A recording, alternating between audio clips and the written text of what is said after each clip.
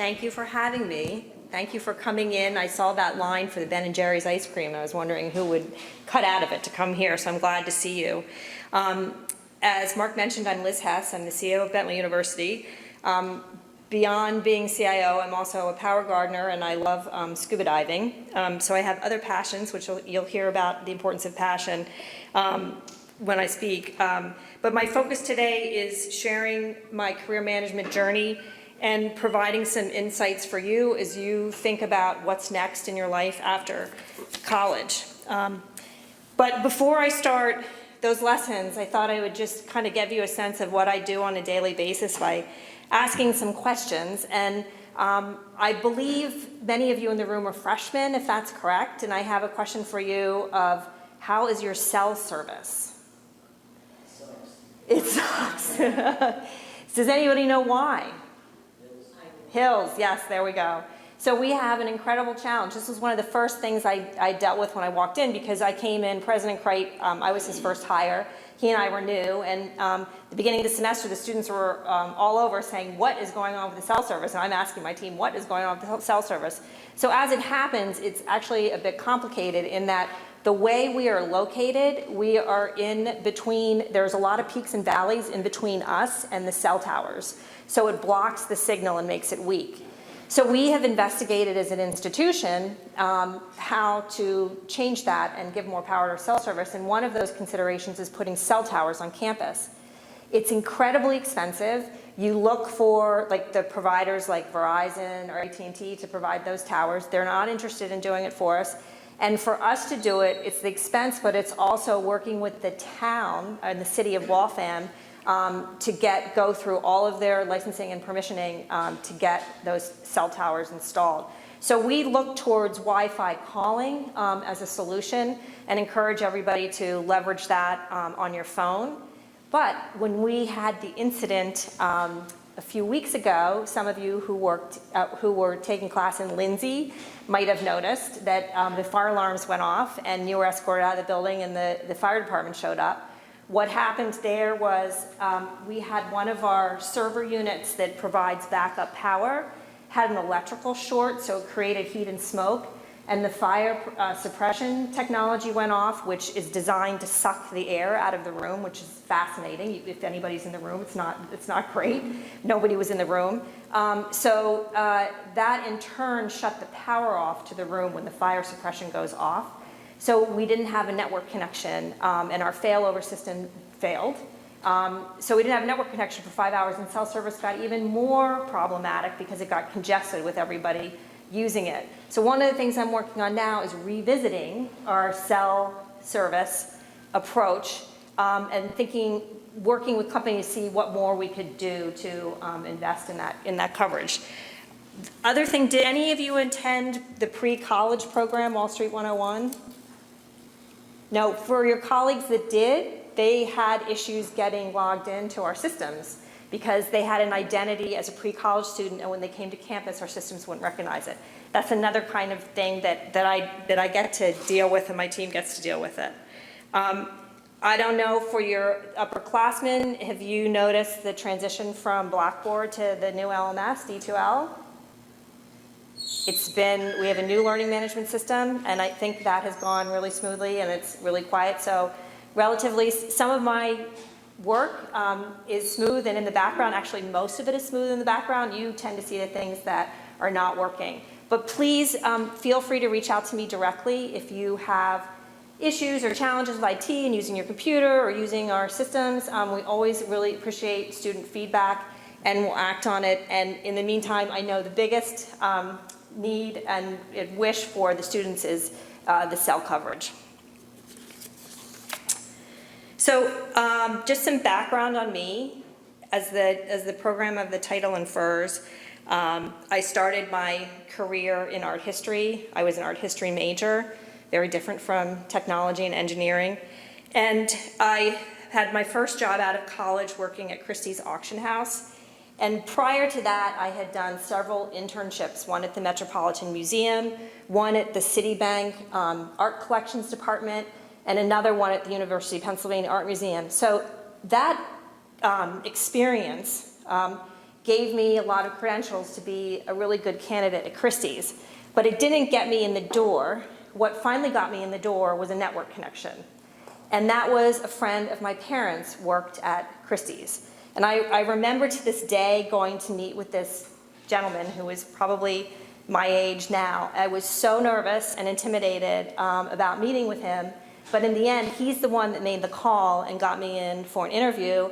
And it was a great lesson learned about the importance of networking, but also how much older people are interested in helping younger people find jobs. So when you start to think about that and look, don't hesitate to reach into connections for older people and get their advice.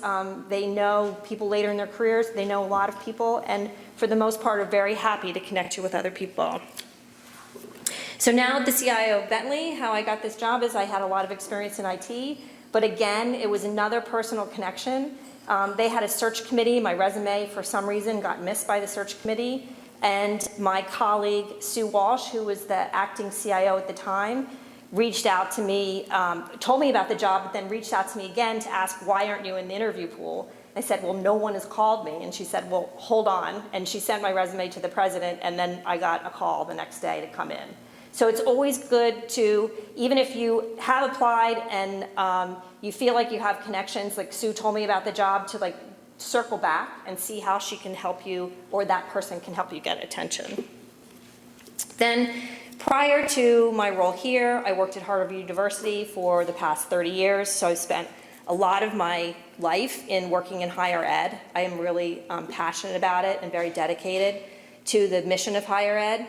At Harvard, I worked in 6 different jobs, and those jobs always involved the use of technology in teaching and learning and research. So let me just pull this slide up. Where did it went?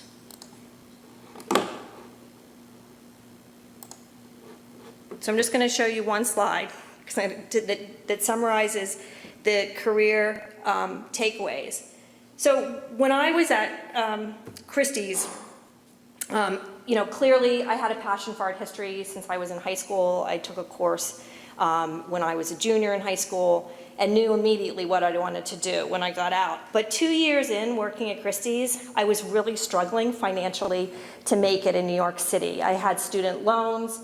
And the field of art history is not well known for paying a competitive salary. I think it's improved a lot in the past 15 years. But when I was there, yes, in the 80s, I'm dating myself, it was really hard to make enough money to be able to pay rent and eat. So I came to the decision that I needed to move on, and part of that decision was moving out of New York City and moving to Boston, which was a cheaper city. So I got rid of ended my lease with my apartment. I got organized to move temporarily into a friend's home on Cape Cod and do commercial fishing for the winter while I was looking for a job in Boston. So I went to give my notice, and they were shocked.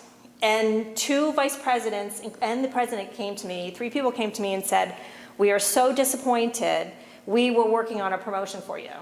So I learned very quickly, okay, you should have told me that would have been helpful. But I also learned is that I should have talked to somebody about my interest in leaving Christie's. I kind of was in a position where I gave up my apartment, which at that time was very hard to find in New York, and I made plans to move. I'd made up my mind.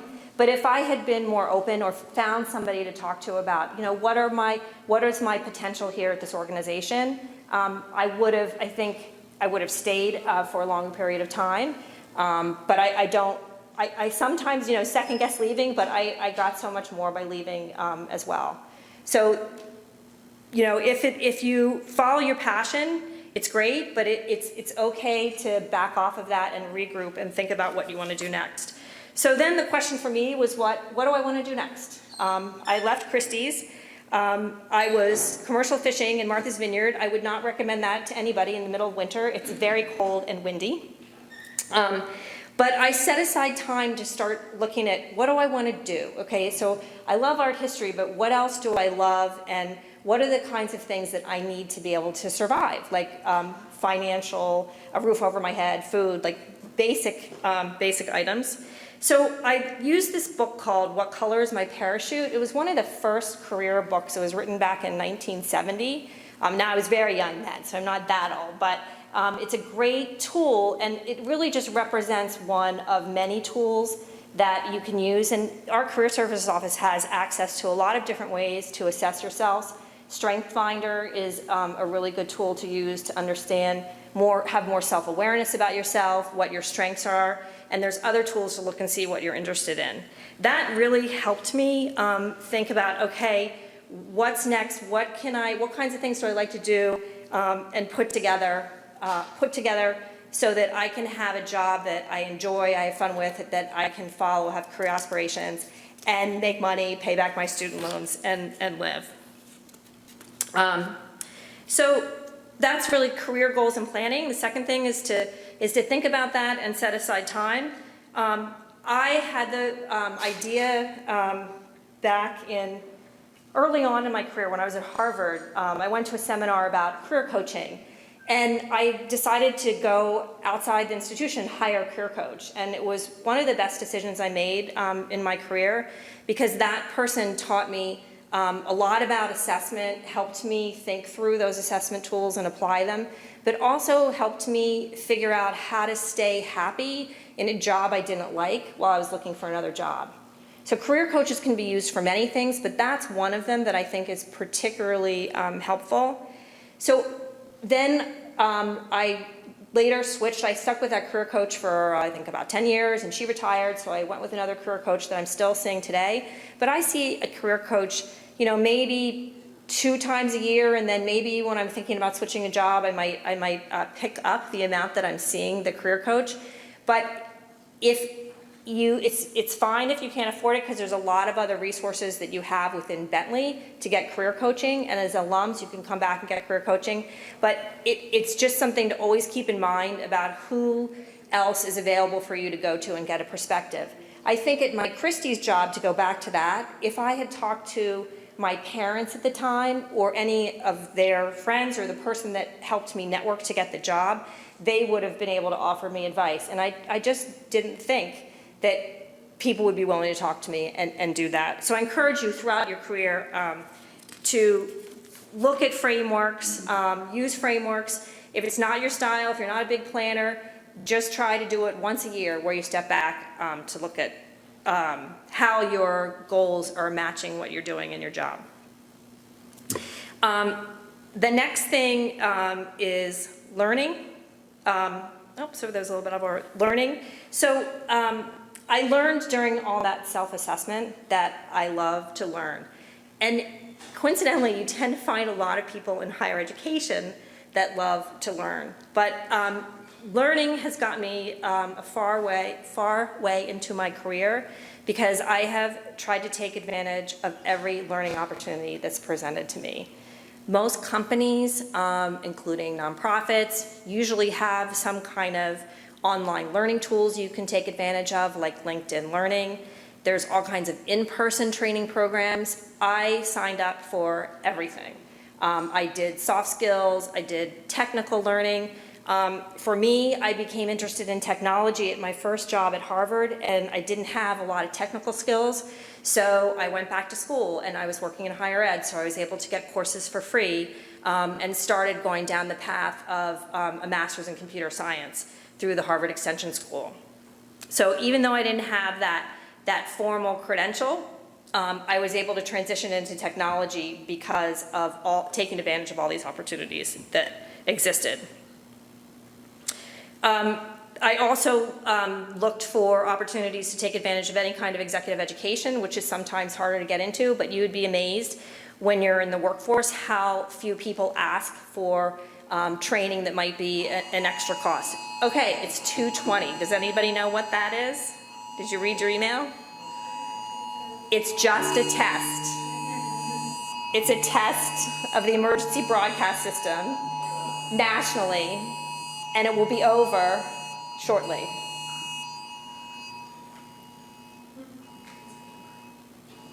Great, it's over. Well, that was fun. Yes, that was much shorter than 30 seconds, so that's good. So just to reinforce, take advantage of your employer benefits. Yours was delayed. That's really interesting. Is your last name start with a Z? You're right in the middle. One of the things that I think has gotten me farthest in my career is volunteering for special assignments. In 3 out of my 6 jobs at Harvard, I wrote the job description. So the first time I was working in the technology licensing office at Harvard, and I had been there for 6 years, and I was not a major in biology. I was more focused on the technology side. I was managing finance and administration. I was managing our deployment to the internet. Again, oh my gosh, I'm dating myself again, back in the early 90s. So I felt like I just didn't have a place to grow in that office. So I started looking around. That's when I got the career coach, and she helped, as I mentioned, she helped coach me to stay in that job while I looked for another one. And I was asked to speak to a committee that was focused on how Harvard should respond to distance learning. And when I went to speak to the committee, I was talking to them about software licensing. When, after the meeting, they sent the meeting minutes over to me to, make sure that they correctly recorded what I had to say. And I noticed in the meeting minutes that before I had gotten to the meeting, they were talking about adding a job to work with the president's office on distance learning. I thought, wow, that sounds really exciting. I would be a great fit. So I reached out to the CIO at the time and asked her if I could write the job description. She said, oh, okay, fine. So I wrote the job description. I think I pretty much nailed it. She opened up the job for applications, and I definitely had a strong position because I had written the job description and I got the job. So I learned from that. So the next time that happened to me, I was in the president's office, and this is again me volunteering for a special assignment where the technology at the Faculty of Arts and Science at Harvard had been underinvested for several years, so they needed a big infusion of investment, and they needed to be reorganized and consolidated across the institution. It got very decentralized. So I volunteered in working with the president to be on loan for the dean to work on those issues, because the issues the faculty were having with technology were all ending up in the president's office because they were really frustrated with the Faculty of Arts and Sciences. So he saw it as like, great, let's get Liz. She's happy to go over there. She has this idea. She'll go work with them 25% time. And I did. And I helped do the search for the new CIO. Well, in doing the search for the CIO, I noticed, wow, there's a huge gap in what they're going to need, and they're going to need it really quickly. So I wrote the job description. And they needed the role filled so quickly that they did not go out and do a search and just hired an internal candidate, which was me. And it ended up to be a great opportunity for me. I went from managing 3 people to 70 people.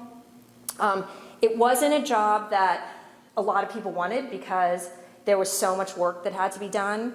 But I took a risk, and I ended up being there for 2 years, and I really enjoyed it. But it's just, I'm telling you that story because I think it reinforces, like I volunteered for something in the dean's office, and I ended up being really close to an initiative and was able to get a job. And then the third time that I got a job through writing a job description was when I went and worked for Harvard Business School online. In that case, I was managing an educational technology group and the web at Harvard Business School. And I was working with one faculty on a specific project, and she said, we really need to figure out how we're using social media in the MBA program. This faculty member was in charge of the MBA program at the time. And I said, well, let me check with my boss and see if I can free up 10% of my time to help you with that. So he agreed, and I started working with her, and within weeks, it shifted from looking at social media to what Harvard Business School should be doing for distance learning. It was at a time when edX, if you're familiar with the MIT-Harvard collaboration platform to deliver education, they had just gone live, And the dean at the business school at the time was kind of sitting back and thinking, I thought distance learning would never apply to us, but I think we better start paying attention. We need to put together this really small SWAT team and figure out really quickly what to do. So I helped them do that, but in helping them do it, we realized that they needed to move forward really quickly and they needed somebody to lead the effort. So I said, okay, I'll write a job description. And I wrote the job description, and again, I was in a situation where everything was moving so fast, they hired me, the internal candidate, and they didn't go out for a search. So I could give you more and more examples, but if you remember anything from today, it's really, I encourage you to volunteer for special assignments. You have to be careful that you don't get overloaded with work. You need to figure out how to manage it, but it can really get you a long way if you're looking to particularly grow within a large company or institution like Harvard University is.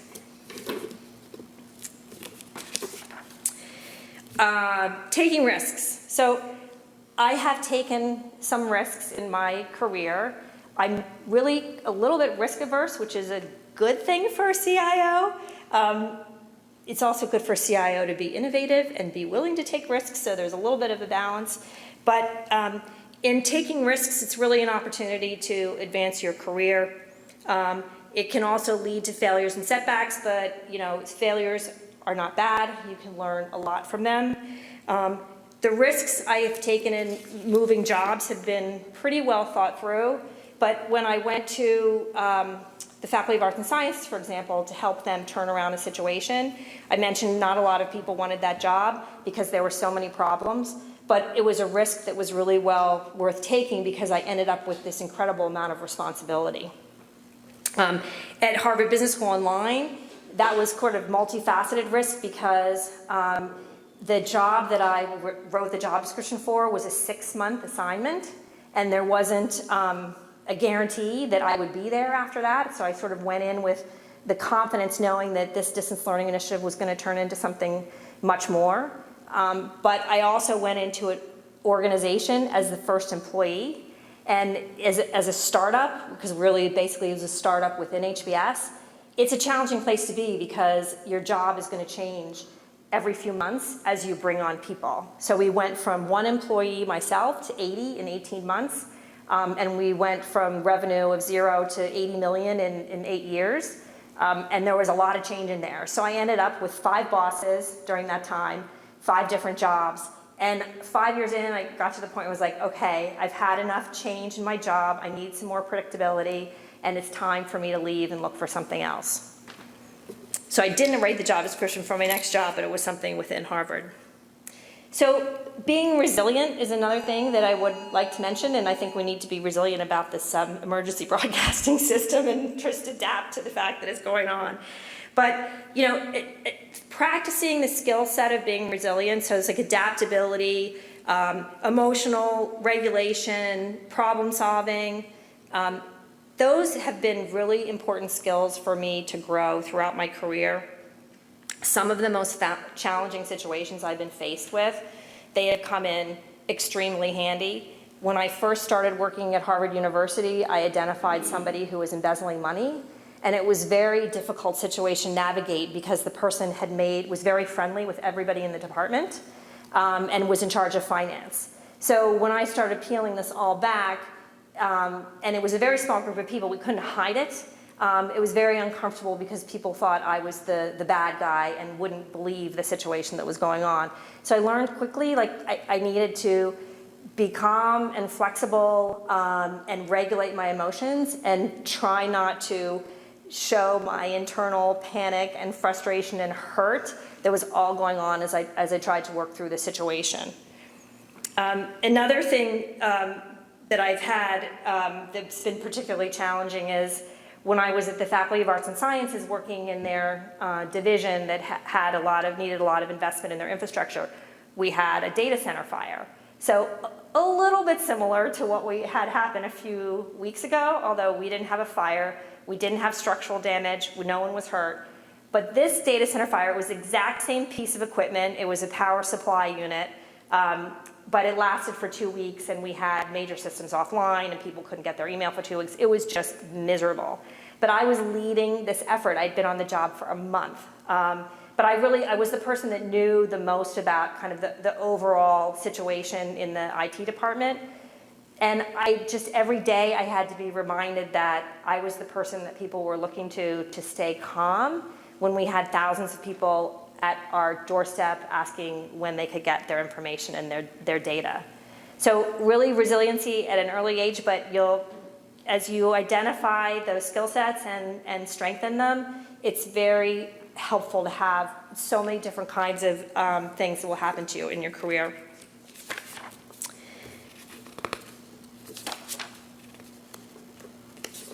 COVID was a lot of being resilient, managing COVID. I'm sure all of us can relate to that.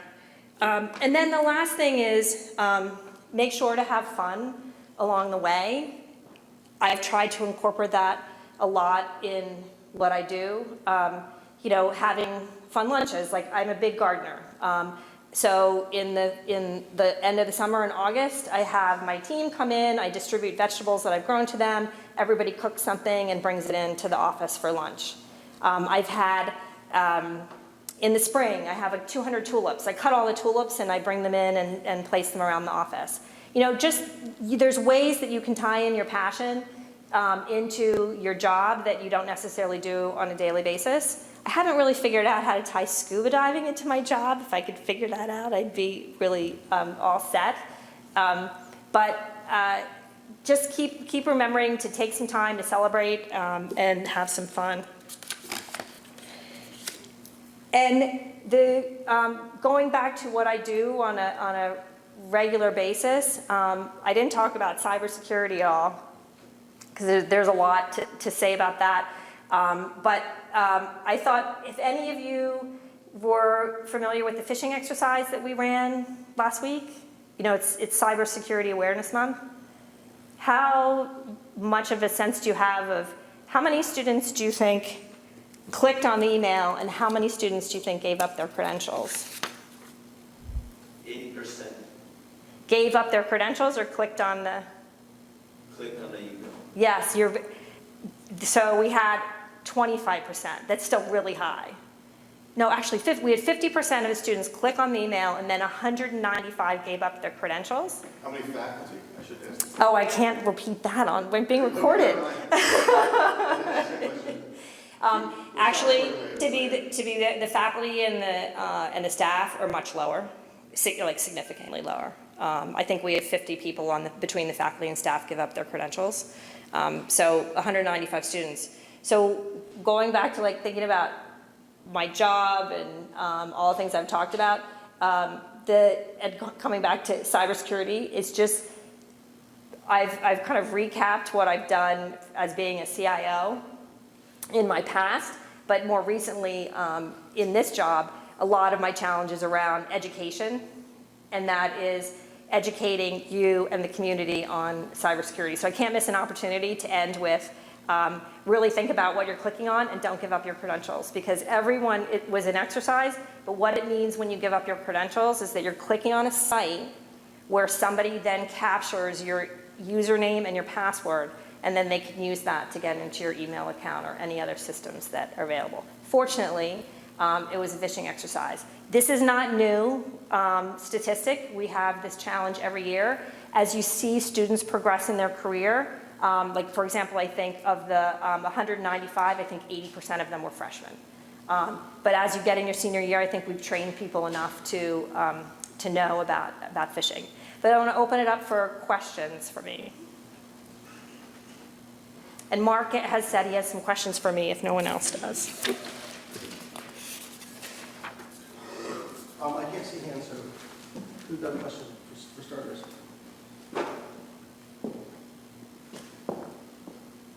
If not, we have All the way to the back, Mark. The lights are very blinding. Yeah.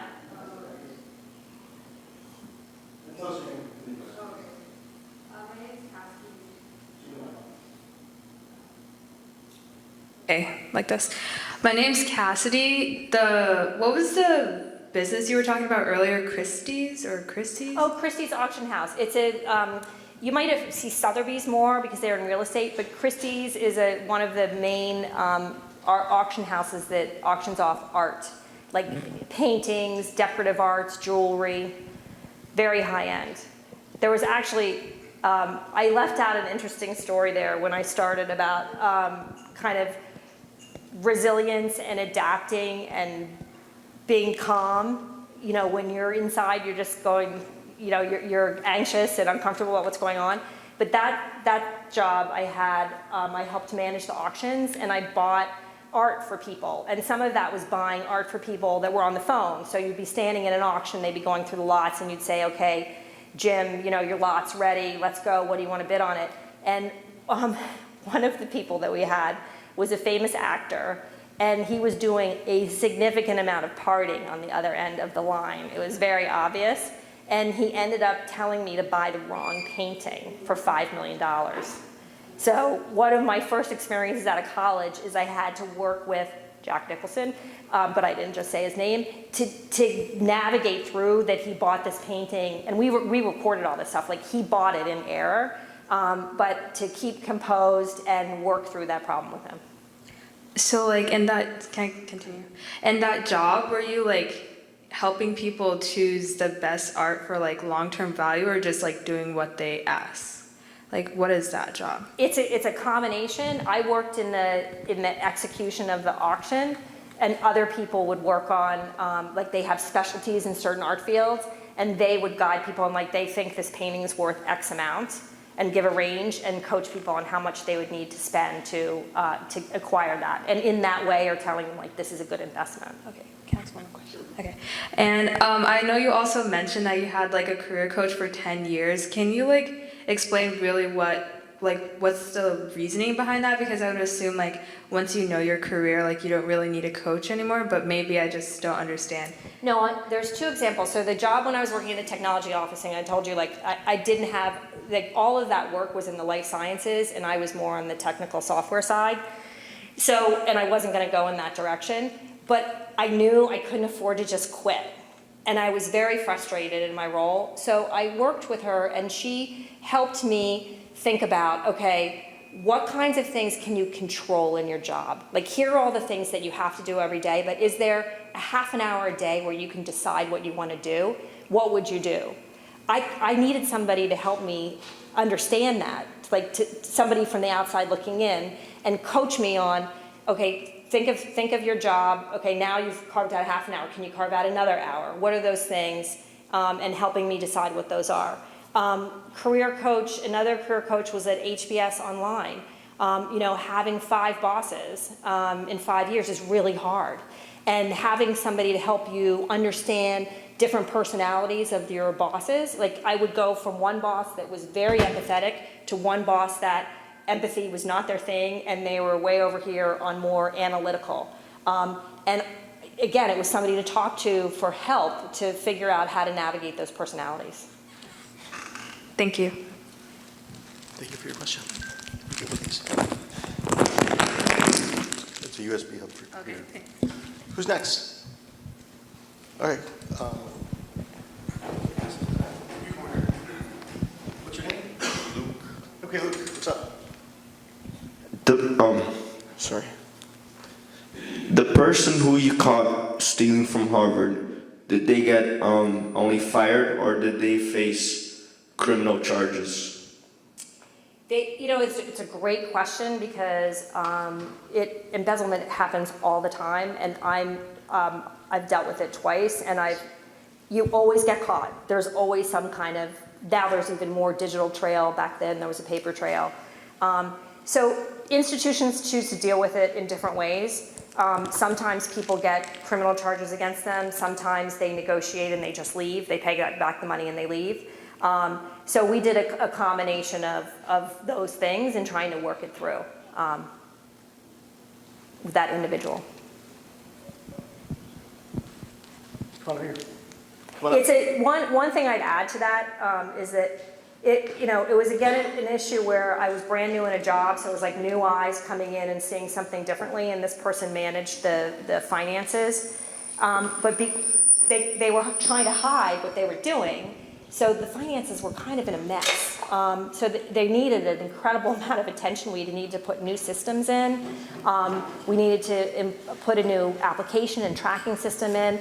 And it gave me a huge opportunity to get all this attention from senior leadership at Harvard. So here I was, like 29 in this job, figuring this out. But I got to know the chief of police, whether I liked it or not.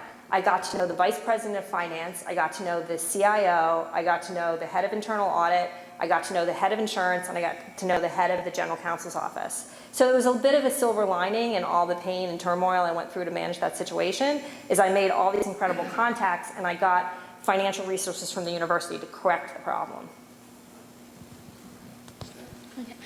I'm wondering if your job at museum, if the pay is high enough, would you like to change To your go career? back? Yeah, and another question is, what's the most important thing for people to decide which job, which major as a career? What to major in to influence your career? Yeah. So the first one is, that's a really hard question about whether I would go, like if there was a CIO job at Christie's auction house, there was one a few years ago, and I looked at that, but it was more important for me to live in Boston and be with my family than New York. So things change. But I found different ways to, embrace my art history passion, and that when I travel, I spend a lot of times going to museums, and I fit it in another way. And I really settled on higher education because I like to learn so much. There's so much opportunity to learn. And then the second thing I think is a harder question for me, because I graduated in 1984, and I think things have changed a lot. I don't know if Mark would have a better answer. I tend to think, it's how you apply yourself, and it's like you can pick up skills in studying the liberal arts, you can pick up skills studying business. If you continuously learn, you have the opportunity to gain skills that would fit with any job. But I do think the marketplace has changed a bit. Can you answer that, Mark? In terms of how do you decide what to major in? First of all, go to Bentley's Career Services and take CDI in the spring. And then that's one way they will go through some of these assessments with you. But also think about the things that you want to learn, think about the things that you want to do. And also remember that the degree you get here at Bentley isn't going to prepare you for the job that you're always going to have. The most important thing that we can prepare you for at Bentley is how to learn, because the world changes. And if you think that everything that we teach you in CS 100 is all the technology you're ever going to need to know for the rest of your life, that's probably not the case, right? I mean, I'm teaching you things in class now that I never learned when I was in college. The world changes. The world changes. The other thing I'll tell you is, just because you have a degree in one thing doesn't mean you can't get a job in something else. Like me. Look at Liz as an example. We had a student who worked in the CIS sandbox a few years ago. His parents wanted him to be an actuarial science major. He wanted to be a CIS major. He took every CIS elective he could possibly get, but majored in actuarial science because that's what his parents wanted him to major in. So the lesson learned is, study what you need to, get a job doing what you want to. And I often tell people, one of the things, I had a teacher in graduate school who always said, do what you want to and call it what you have to. So think about that. Do what you want to, do what gives you pleasure, do it it's fun and interesting for you, and call it what other people need to have it called, so that they can recognize the value in what you do, so that it's of interest and useful for them as well. So think about how you can take your interests, learn about things you want to learn about, and then figure out, the jobs will come. We have time for one last question, and it's going to be from you. What's your name?